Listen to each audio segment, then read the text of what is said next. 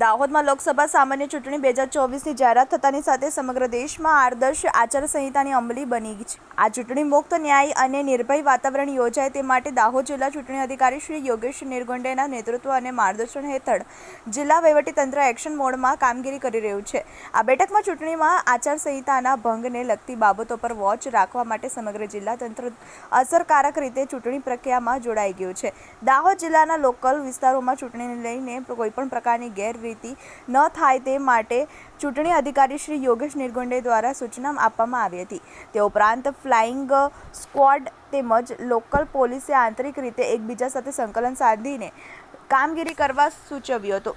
Strong રૂમમાં protection માટે તેમજ મત કેન્દ્રોના રૂટ નક્કી કરીને દાહોદ જિલ્લાના સરહદે થતી શંકાસ્પદ હલચલની જાણ કરવા, ત્યાંના સ્થાનિકોને જરૂરી જાણકારી સહિત માર્ગદર્શન આપી આચારસંહિતાનો ભંગ ન થાય તેની સંપૂર્ણ તકેદારી રાખવા જણાવ્યું હતું।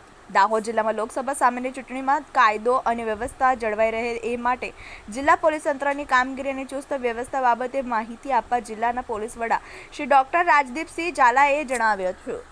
જિલ્લામાં કાયદો અને વ્યવસ્થા જળવાય અને મુક્ત, ન્યાયી વાતાવરણમાં ચૂંટણી યોજાય એ માટે જિલ્લા પોલીસ રાત દિવસ કામગીરી કરી રહી છે।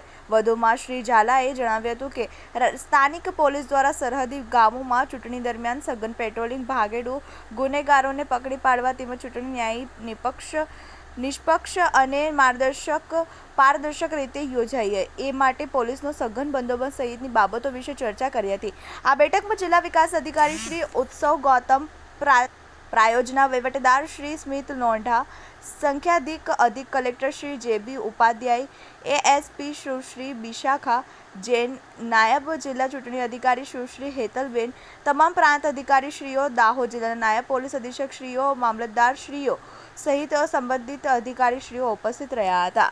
જેની શેખ, TV 18 ન્યૂઝ, દાહોદ।